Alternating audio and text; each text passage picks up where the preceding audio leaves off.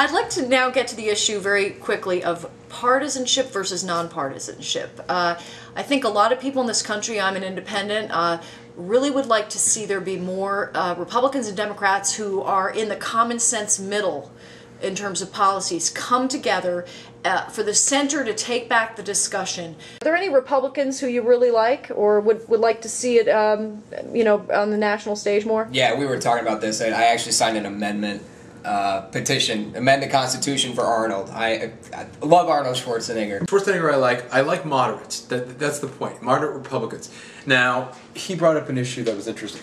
In regards to Schwarzenegger personally is a conservative.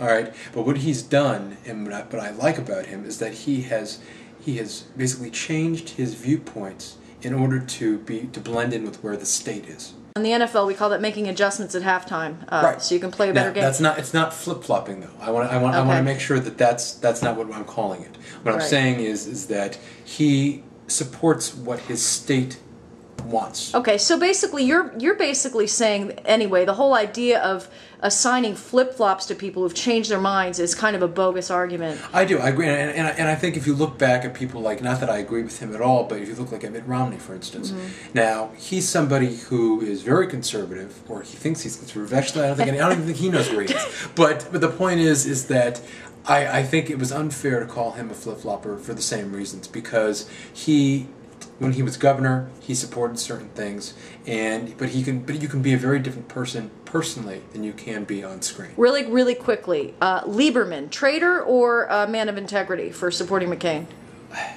I have a different viewpoint of Joe Lieberman, but neither. Okay. I think he can be who he wants to be. I don't think he's a traitor to the Democratic Party. He can choose what he wants to do and support what he wants to do. There are plenty of Democrats that support Republican agendas too. But the point is that Lieberman chose to hurt his party with his last re-election on purpose. I think he's been a long-time friend of John McCain. I don't see that as a problem. I don't think it's fair to put him in the same category as Democrats did with Zell Miller in 2004. I agree with both Jason and Ryan that we need to get away from that, and we need to look at the issues and people who are moderate. You also asked about Republicans that we like. I don't have an extensive list, but I do like Condoleezza Rice because I think that she was one of the bright spots in this last disastrous administration on the world stage in terms of how she handled diplomacy with other countries. I would love it if we could use some of her smarts and her diplomacy in the next election that Obama and Joe Biden will win. Are you aware that she was considered at one point? Signing on to be NFL commissioner, so she has extra props with guy voters because of her football cred. Yes, and I know that from watching Red Zone Politics. Yeah. There's one other Republican I like, Bob Gates, Secretary of Defense. I'm not sure you could really call him a Republican, but he's certainly a Republican. And a member of the Republican administration. How we go. I'm a big fan of the intelligence community, love it or hate it. They certainly have had some problems in the past, but I firmly believe that the intelligence community is keeping me and everybody else safe, and Bob Gates has a background in that and is bringing that to defense, and I would love to see him stay right where he is.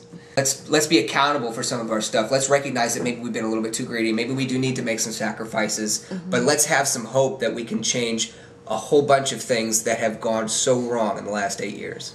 Jason, on that personal responsibility thing, I just want to get back quickly to Sarah Palin's debate performance, because to me that was one, from my point of view, rhetorically bright spot that she had in that debate was where she said, well, we all need to take personal responsibility for not buying houses that are above our means. And she used the personal responsibility moniker, I think, kind of effectively in a very clear, something that everybody can understand. Oh, yeah. I do need to watch and not live beyond my means, and that's something that's really been parroted in a lot of the media as far as the finance guys about the fact that a lot of us are living on credit, buying more than we can really afford. Governor of Alaska doesn't make much money, all right?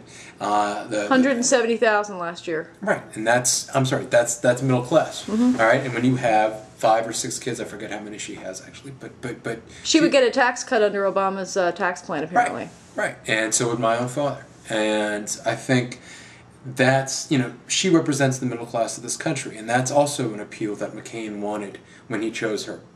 It isn't just the experience issue, which everyone mocks her for because of what we allegedly call little experience. Do you think that the press and that others have been unfair to her? Yes, I do. Okay. I think that I think it's okay to certainly reference the fact that she doesn't have enough experience or claim that she doesn't have enough experience, the same way they did it with Obama. But I do think there is a major difference between the two. I do think that Obama does come from the let's say the so-called intellectual side of politics, but that's not to say that Sarah Palin is stupid. She isn't. Mm-hmm. She's a very gifted politician. She knows how to talk. In 2004, when at that point I was still quite liberal, you could have told me then the same thing I'm going to tell you now, which is, I would much rather have had a beer with George Bush than John Kerry. All right, if you were going to be having a beer. If I was going to be having a beer, because guess what? I was not going to be talking about politics when I'm having that beer. We were going to be talking about sports, things that we like to do, things outside the mold, outside the beltway here. All right, exactly, cars, and that's the same appeal that Sarah Palin has. I understand what other people are saying about her appeal. She doesn't appeal to my value system. I'm, middle-class American. She doesn't represent my idea of a middle-class American. But you can take Jason's point that having that kind of appeal to the many people who I think sometimes feel left out of the discussion because if you listen to the pundits, it's an awful lot of self-congratulation. And we're better, there's this sense of we're better than the rest of you. We know our stuff, you guys don't. You better listen to us or you're a bunch of dolts. I can agree on an intellectual level with that idea of appealing to people who feel left out. But if I am looking for somebody to lead me, I'm not really looking for somebody just who I identify with. I'm looking for somebody who I want to aspire to be. And just being, like when I was in college and I was looking for the good professor, it wasn't somebody who was on my level. It was somebody who knew more and was higher up than me so that I could aspire to that. I think we need to have somebody that's very smart in the White House. I think with George Bush, we saw that same type of appeal that Sarah Palin offers. But the question is, do you really want that in the White House? Okay, so here, George Bush was widely believed to be the kind of guy you could have a beer with, and she actually mentions Joe Sixpack, so clearly she's going in that mold. Ryan actually said a lot of what I think about the Obama-Biden ticket and what he represents. But I also want to add to that I just feel, and your book talks about perception. To me, perceptually, what Obama and Joe Biden represent is integrity and honesty and a return to what I value about America. And I see Palin and McCain seriously as more of the same stuff that we've seen before. And back to the point of the debate, I think the reason why Palin failed is because she was not able to really distinguish how John McCain was going to be different from George Bush. I want to thank our guest today for coming on to Red Zone Politics, the News Zone. Again, our only second installation of this enterprise, which is beyond the mainstream media.